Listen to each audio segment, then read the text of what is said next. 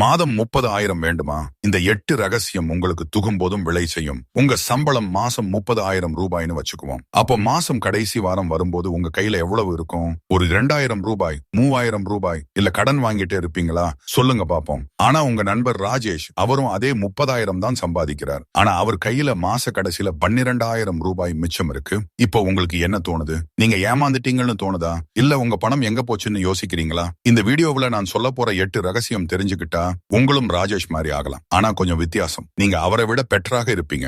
இந்த வீடியோல நான் உங்களுக்கு சொல்ல போறது 8 ரகசியங்கள். இது வெறும் பணத்தை சேமிக்கிற டெக்னிக் மட்டும் இல்ல.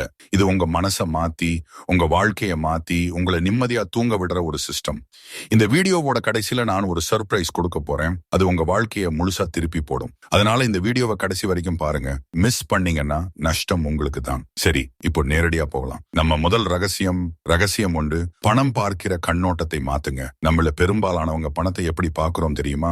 சம்பாதிச்சா செலவு பண்ணணும், இல்லன்னா எதுக்கு? இது தப்பு இல்ல, ஆனா இது போதாது. என் நண்பர் கார்த்திக் சென்னையில ஐடி கம்பெனில வேலை பார்க்கிறாரு. அவருக்கு மாசம் சம்பளம் 35,000 ரூபாய். ஆனா மாசம் முடியும் போது அவர்கிட்ட ஒரு ரூபாய் கூட இருக்காது. ஒரு நாள் நான் அவரை கேட்டேன், டா கார்த்திக், உன்கிட்ட 35,000 வருது, எங்க போகுது எல்லாம்? அவர் சொன்னார், மச்சி, வாடகை 10,000, சாப்பாடு 8,000, petrol 3,000, mobile bill, current bill, இப்படி எல்லாம் போட்டு பார்த்தா காலிதான். நான் கேட்டேன், ஆனா நீ ஒவ்வொரு வார்த்தையும் சாப்பிடுற கோலியில், மாசம் 3 தடவை சினிமா பார்க்கிற பைசாவுல, வார இறுதியில நண்பர்களோட மால்ல சுத்துற பணத்துல எவ்வளவு வேஸ்ட் ஆகுது? கணக்கு பார்த்துட்டியா? அவர் ஒரு நிமிஷம் சிந்திச்சார். அப்புறமே சொன்னாரு, மச்சி, நான் இப்படி யோசிச்சதே இல்ல, எனக்கு தெரியாது. இதுதான் பிரச்சனை நண்பர்களே. நம்ம பணத்தை வெறும் செலவுக்கான ஒரு சாதனமா பார்க்கிறோம். ஆனா அது அப்படி இல்ல. பணம் என்பது உங்க எதிர்காலத்துக்கான பாதுகாப்பு, உங்க குடும்பத்துக்கான சந்தோஷம், உங்க கனவுகளுக்கான வாகனம். சரி, இப்போ நீங்க கேட்கலாம், அப்ப என்ன பண்ணணும்?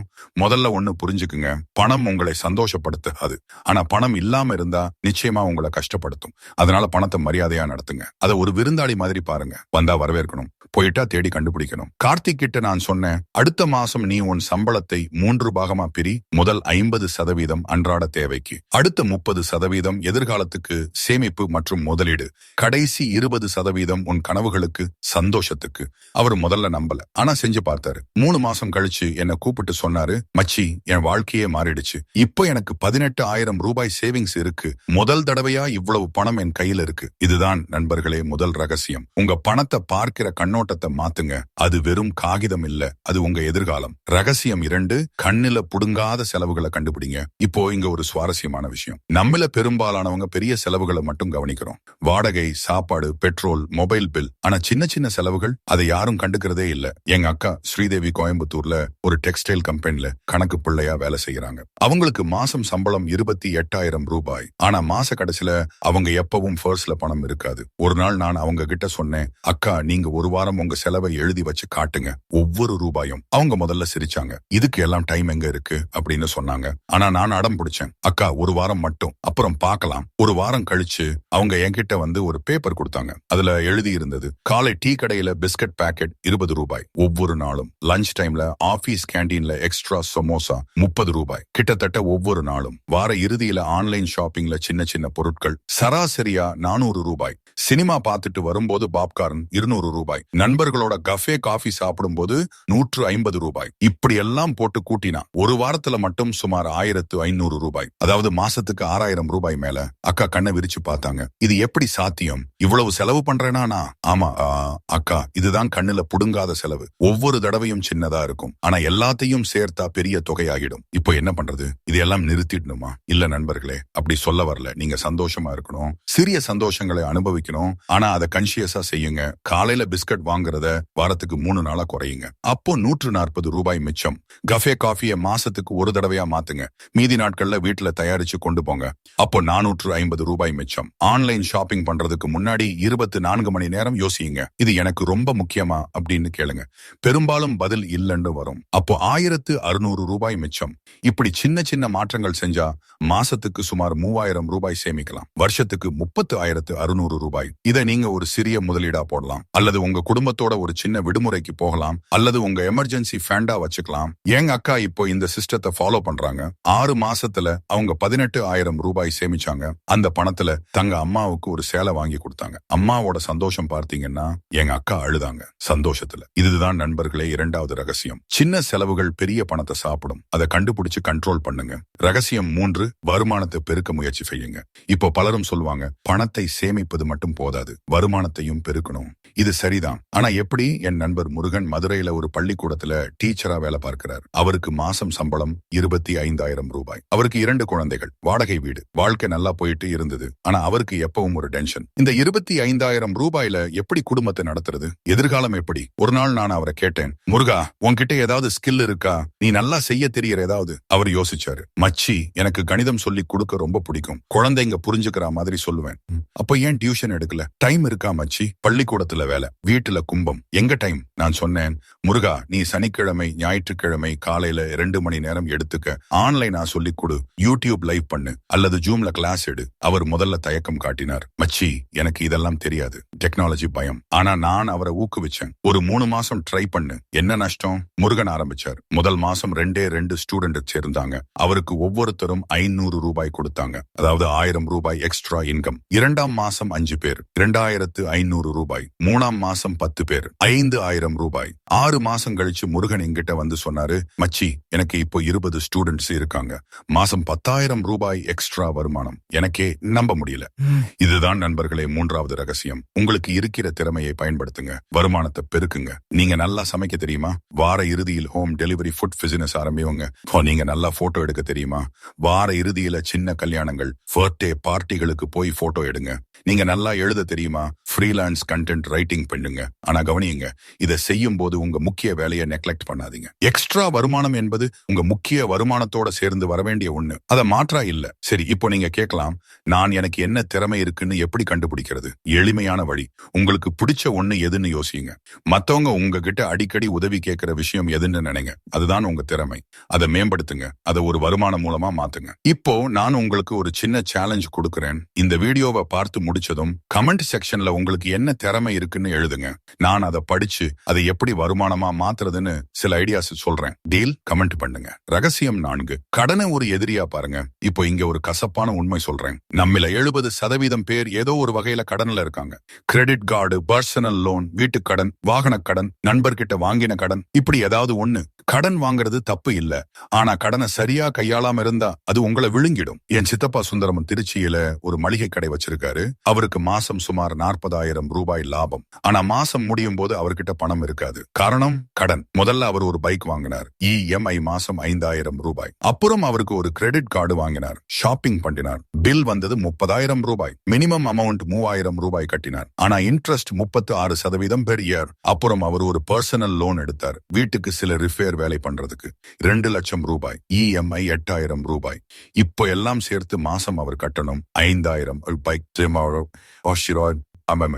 Plus 3,000 credit card plus 8,000 personal loan சமம் 16,000 ரூபாய். அதாவது அவர் லாபத்துல பாதிக்கு மேல் கடனுக்கு போகுது. மீதி 24,000 ரூபாயில குடும்பத்தை நடத்தணும். சாப்பாடு, வாடகை, கரண்ட், பிள்ளைகள் படிப்பு. எப்படி? ஒரு நாள் அவர் என்கிட்ட வந்து அழுதார். மச்சி, நான் சிக்கிட்டேன், இந்த கடனை எப்படி கட்டுறதுன்னு தெரியல. நான் அவரை உட்கார வச்சு கொஞ்சம் தண்ணி குடிக்க சொல்லி அமைதியா கேட்டேன். சித்தப்பா, நீங்க இப்போ என்ன வேணுமானாலும் பண்ணலாம், ஆனா இந்த கடனை நிறுத்தணும். முதல்ல அதை கட்டிடணும். அதுக்கு அப்புறம் மட்டுமே நீங்க நிம்மதியா இருக்க முடியும். நாங்க ஒரு பிளான் போட்டோம். முதல்ல கிரெடிட் கார்டை கத்தரிச்சு தூக்கி எறிஞ்சோம். இனி இது இல்ல சித்தப்பா, கேஷ் இருந்தா மட்டும் வாங்குறது.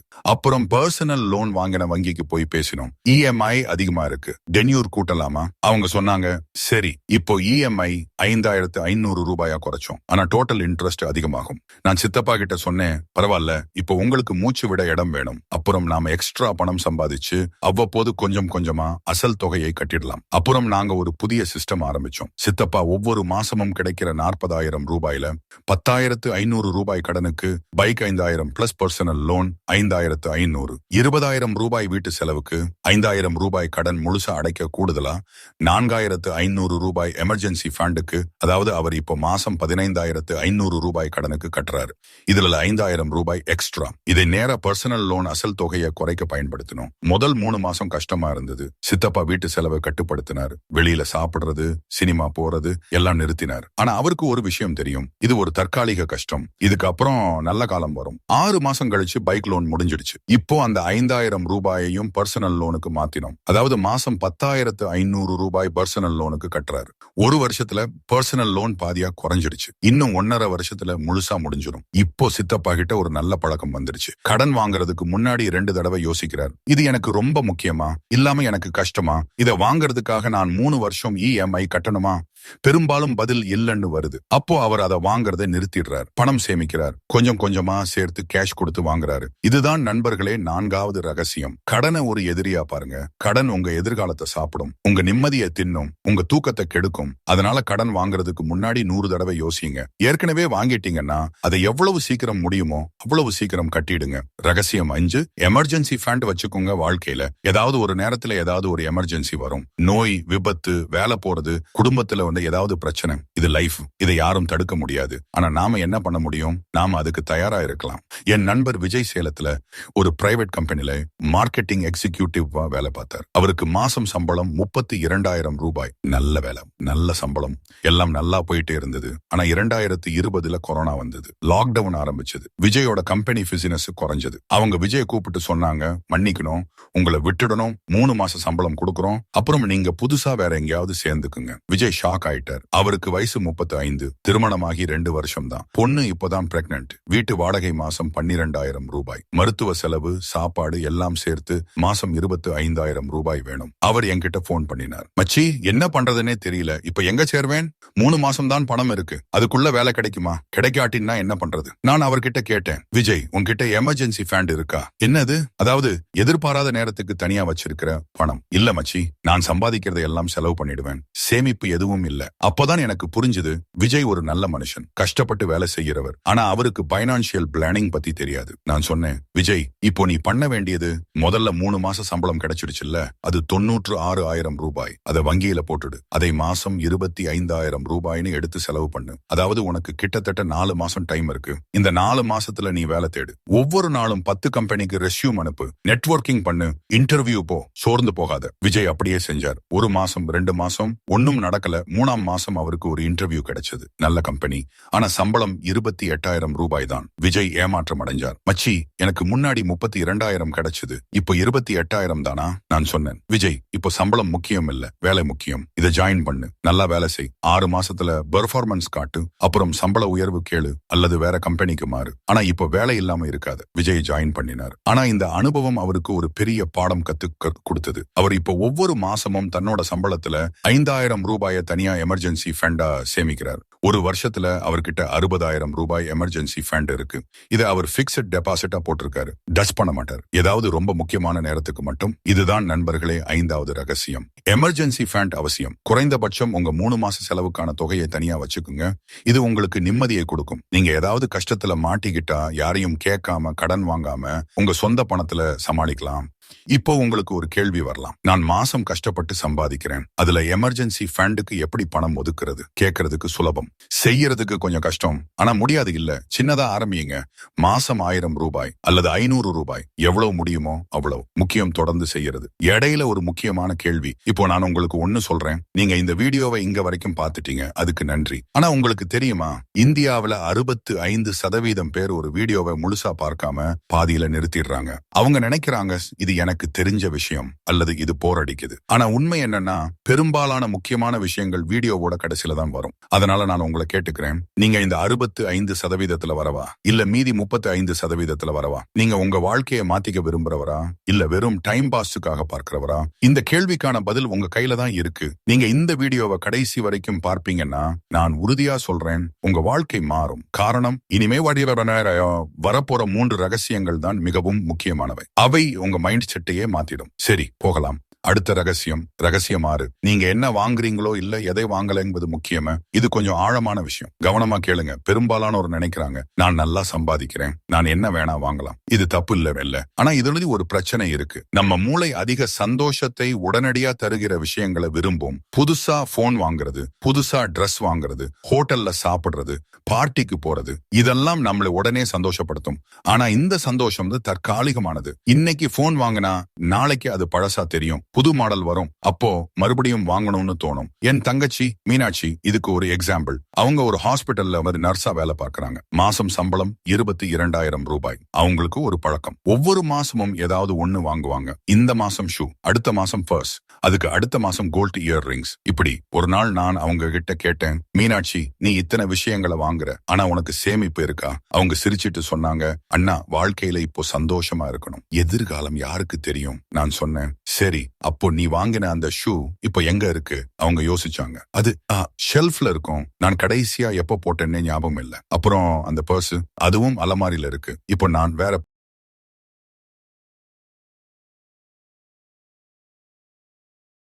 மீனாட்சி, நீ இந்த 3 விஷயங்களுக்கும் சேர்த்து சுமார் 8,000 ரூபாய் செலவு பண்ணியிருப்ப. ஆனா இப்போ அதையெல்லாம் யூஸ் பண்றதே இல்ல. அந்த 8,000 ரூபாயை நீ ஒரு ரெக்கரிங் டெபாசிட்ல போட்டிருந்தா இப்போ 8,500 ரூபாயா வளர்ந்திருக்கும். அல்லது நீ அதை ஒரு ஸ்கில் கோர்ஸ் பண்றதுக்கு யூஸ் பண்ணியிருந்தா இப்போ உன் சம்பளம் அதிகமா இருந்திருக்கும். அவங்க சும்மா இருந்தாங்க. அப்புறம் சொன்னாங்க, அண்ணா உண்மைதான், நான் தப்பு பண்ணிட்டேன். நான் சொன்னேன், இது தப்பு இல்ல மீனாட்சி, இது ஒரு பழக்கம், அதை மாத்திக்கலாம்.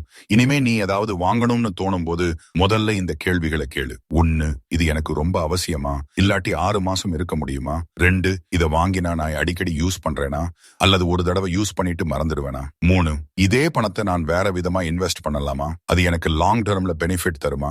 இந்த 3 கேள்விகளுக்கும் திருப்திகரமான பதில் வந்தா மட்டும் வாங்கு. மீனாட்சி இப்போ இந்த சிஸ்டத்தை ஃபாலோ பண்றாங்க. அவங்க கடந்த 4 மாசமா ஒரு எக்ஸ்ட்ரா விஷயம் கூட வாங்கல, அந்த பணத்தை சேமிச்சாங்க. இப்போ அவங்க ஒரு ஆன்லைன் நர்சிங் கோர்ஸ் பண்ண போறாங்க. அது முடிஞ்சா அவங்களுக்கு பெட்டர் ஜாப் ஆப்பர்ச்சுனிட்டி கிடைக்கும். இதுதான் நண்பர்களே 6வது ரகசியம். நீங்க என்ன வாங்குறீங்கன்னு இல்ல, எதை வாங்கல என்பது முக்கியம். ஒவ்வொரு செலவையும் ஒரு இன்வெஸ்ட்மெண்டா பாருங்க. இது எனக்கு என்ன ரிட்டர்ன் தரும் அப்படின்னு கேளுங்க. உடனடி சந்தோஷமா அல்லது எதிர்கால நலனா? ரெண்டும் வேணும். ஆனா எதிர்கால நலனுக்கு முன்னுரிமை கொடுங்க. ரகசியம் 7, பணம் சம்பாதிக்கும் சொத்துகளில முதலீடு செய்யுங்க. இப்போ இது கொஞ்சம் டெக்னிக்கலா தெரியலாம், ஆனா ரொம்ப எளிமை. சொத்து என்பது என்ன?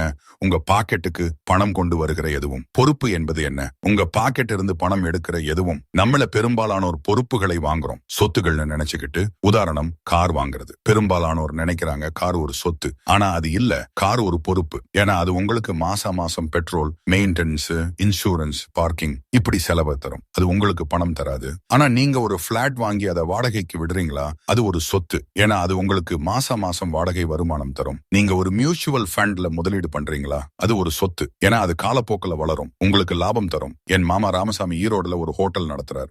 அவருக்கு மாசம் நல்லா வருமானம் இருக்கு, சுமார் 60,000 ரூபாய். ஆனா அவர் ஒரு தப்பு பண்ணினார். அவர் சம்பாதிச்ச பணத்துல ஒரு கார் வாங்கினார், பெரிய கார், விலை 8 லட்சம் ரூபாய். அவர் நினைச்சாரு இது ஒரு சொத்து, என ஸ்டேட்டஸ் காட்டும்.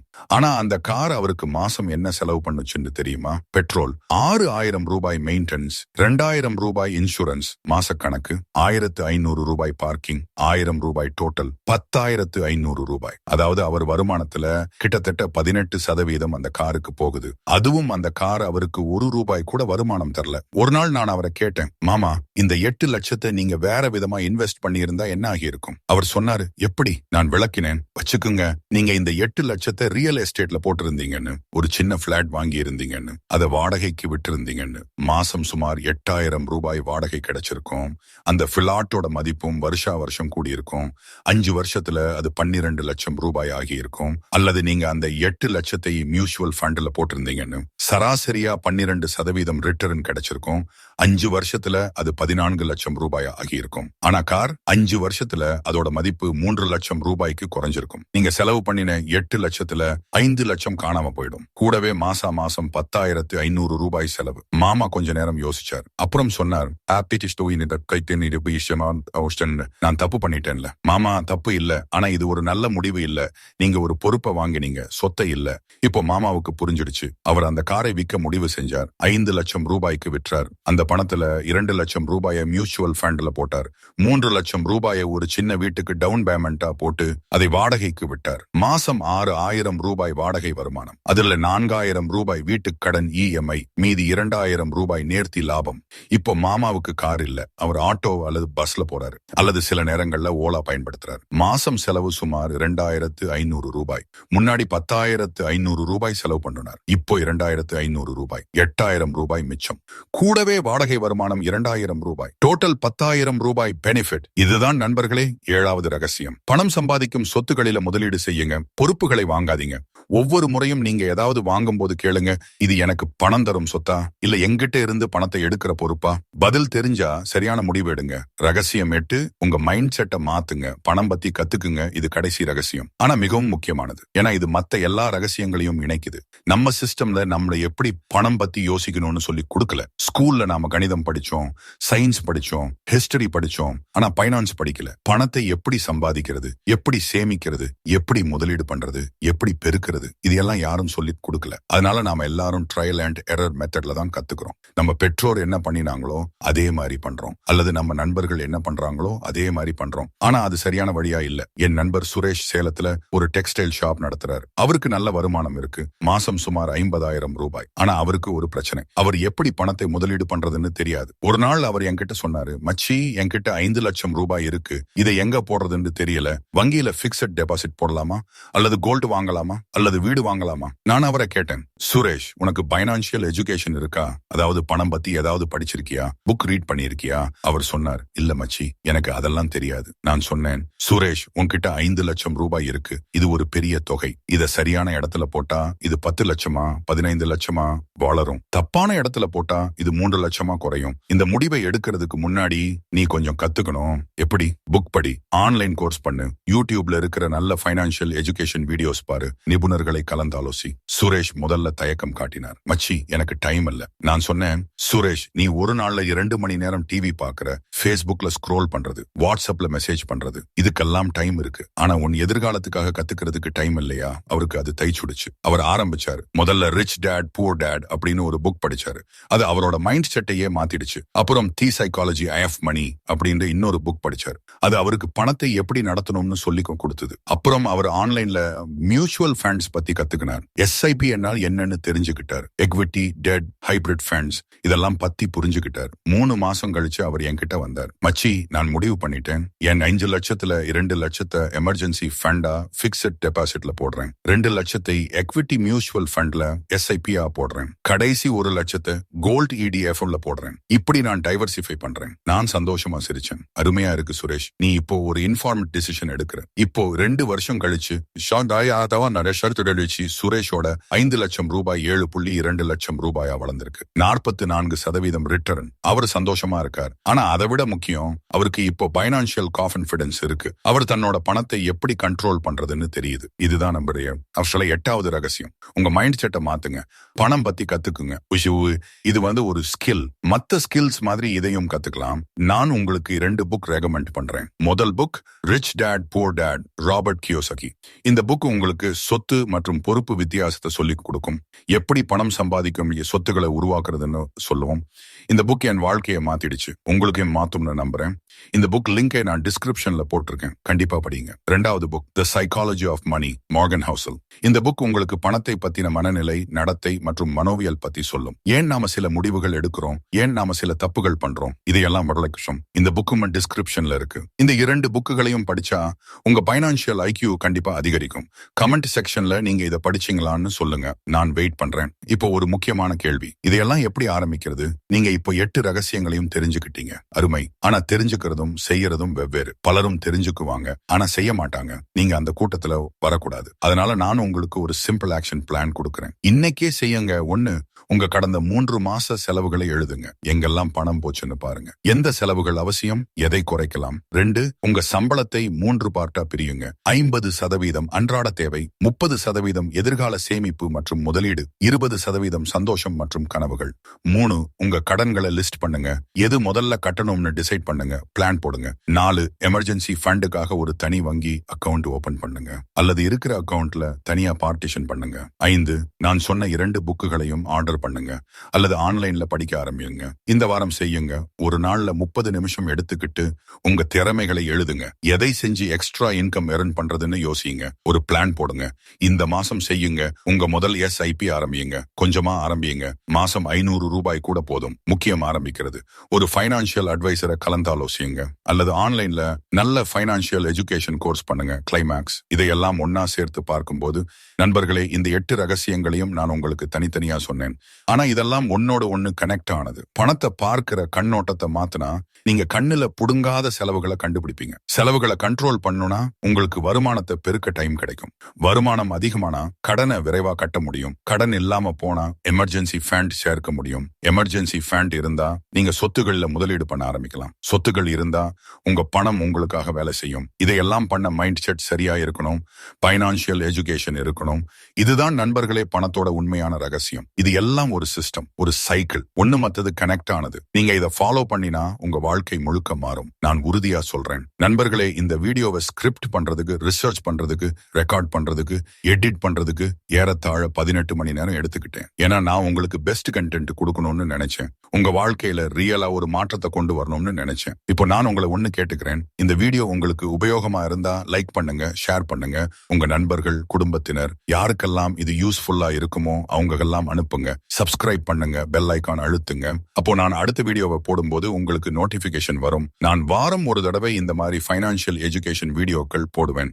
இது உங்களுக்கு கண்டிப்பா உதவும். கமெண்ட் செக்ஷன்ல எழுதுங்க. இந்த 8 ரகசியத்துல எது உங்களுக்கு ரொம்ப யூஸ்ஃபுல்லா இருந்தது? நீங்க எதை முதல்ல இம்ப்ளிமெண்ட் பண்ண போறீங்க? உங்க கருத்துக்களை பகிருங்க. நான் எல்லா கமெண்ட்ஸையும் படிச்சு ரிப்ளை பண்றேன். இன்னும் ஒண்ணு, நீங்க உங்க பைனான்சியல் ஜர்னியை ஆரம்பிச்சீங்களான்னு, அதுல என்ன சக்சஸ் கிடைச்சதுன்னு கமெண்ட்ல சொல்லுங்க. உங்க ஸ்டோரி மத்தவங்களுக்கு இன்ஸ்பிரேஷனா இருக்கும். நான் உங்களுக்கு சொல்ல விரும்புறது இன்னொரு விஷயம். பணம் என்பது வாழ்க்கையோட இறுதி இலக்கு இல்ல. பணம் என்பது ஒரு கருவி. அது உங்களுக்கு சுதந்திரம் தரும். நீங்க விரும்புறதை செய்ய வாய்ப்பு தரும். உங்க குடும்பத்துக்கு பாதுகாப்பு தரும். உங்க கனவுகளை நனவாக்க உதவும். ஆனா பணம் உங்களை சந்தோஷப்படுத்தாது. சந்தோஷம் என்பது உங்களுக்குள்ள இருக்கு. உங்க உறவுகள்ல இருக்கு. உங்க அனுபவங்கள்ல இருக்கு. உங்க நோக்கத்துல இருக்கு. அதனால பணத்தை ஒரு குறிக்கோளா வச்சுக்காதீங்க. அதை ஒரு கருவியா பயன்படுத்துங்க. நல்ல வாழ்க்கை வாழுங்க. நல்லா சாப்பிடுங்க. நல்லா தூங்குங்க. உங்க விருப்பமானதை செய்யுங்க. ஆனா எதையும் மிகைப்படுத்தாதீங்க. பேலன்ஸா இருங்க. பணத்தை சேமிங்க. முதலீடு பண்ணுங்க. ஆனா வாழ்றதையும் மறக்காதீங்க. இன்னைக்கு சந்தோஷமா இருங்க. நாளைக்கும் சந்தோஷமா இருக்க பிளான் பண்ணுங்க. உங்க பெற்றோருக்கு அன்பு காட்டுங்க. உங்க குடும்பத்தோட டைம் ஸ்பெண்ட் பண்ணுங்க. உங்க நண்பர்களை கவனியுங்க. சமூகத்துக்கு ஏதாவது செய்யுங்க. உங்களால முடிஞ்சவங்களுக்கு உதவுங்க. பணம் வந்துடும், போயிடும், மறுபடி வரும். இது ஒரு சைக்கிள். ஆனா உங்க நல்ல மனசு, உங்க நல்ல குணம், உங்க நல்ல பண்புகள் இதுதான் நிரந்தரமானது. அதனால பணத்தோட ஸ்லேவா ஆகாதீங்க. பணத்தை உங்க ஸ்லேவா மாத்துங்க. பணத்தை கண்ட்ரோல் பண்ணுங்க.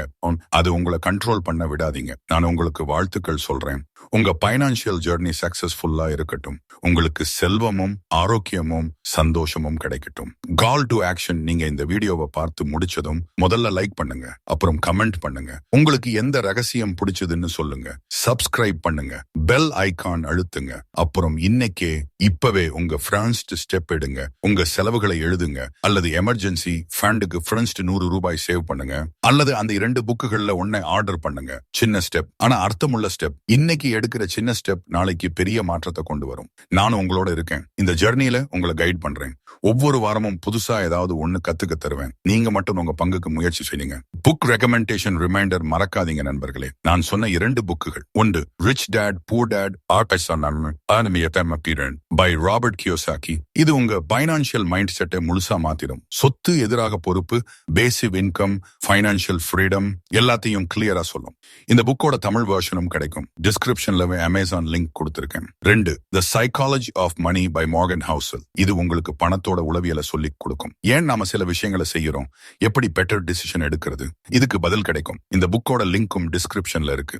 இந்த 2 புக்குகளையும் படிச்சு முடிச்சதும் கமெண்ட் செக்ஷன்ல சொல்லுங்க. உங்களுக்கு என்ன பிடிச்சது, என்ன புதுசா தெரிஞ்சது, அதை எப்படி இம்ப்ளிமெண்ட் பண்ண போறீங்கன்னு ஷேர் பண்ணுங்க. அது மத்தவங்களுக்கும் உதவியா இருக்கும். நண்பர்களே, வாழ்க்கை ஒரு பயணம். இந்த பயணத்துல நாம நிறைய விஷயங்களை கத்துக்கிறோம், தப்பு செய்யறோம், திருத்திக்கிறோம், மறுபடி முயற்சி செய்யறோம். இதுதான் வளர்ச்சி. பைனான்ஸும் அதே மாதிரி. நீங்க ஆரம்பத்துல தப்பு பண்ணலாம், கஷ்டப்படலாம். ஆனா விடாம முயற்சி பண்ணுங்க. கத்துக்கிட்டே இருங்க, மேம்படுங்க. ஒரு நாள் உங்களை நீங்களே திரும்பி பார்க்கும் போது நினைப்பீங்க, வாவ், நான் இவ்வளவு தூரம் வந்துட்டேனா. அந்த ஃபீலிங் அற்புதமானது. அந்த நாள் உங்களுக்கு விரைவில் வரட்டும். உங்க கஷ்டம் எல்லாம் வெற்றியா மாறட்டும். உங்க கனவுகள் எல்லாம் நனவாகட்டும். நான் உங்க எல்லாருக்கும் என்னோட மனதார வாழ்த்துக்களை தெரிவிச்சுக்கிறேன். ஆரோக்கியமா இருங்க, சந்தோஷமா இருங்க, பைனான்சியலி ஸ்ட்ராங்கா இருங்க. இந்த வீடியோவை பார்த்ததுக்கு ரொம்ப ரொம்ப நன்றி. உங்க வாழ்க்கையில நல்லது நடக்கட்டும். அடுத்த வீடியோவில் சந்திக்கிறோம். அது வரைக்கும் நன்றி. உங்க வாழ்வு செழிக்கட்டும்.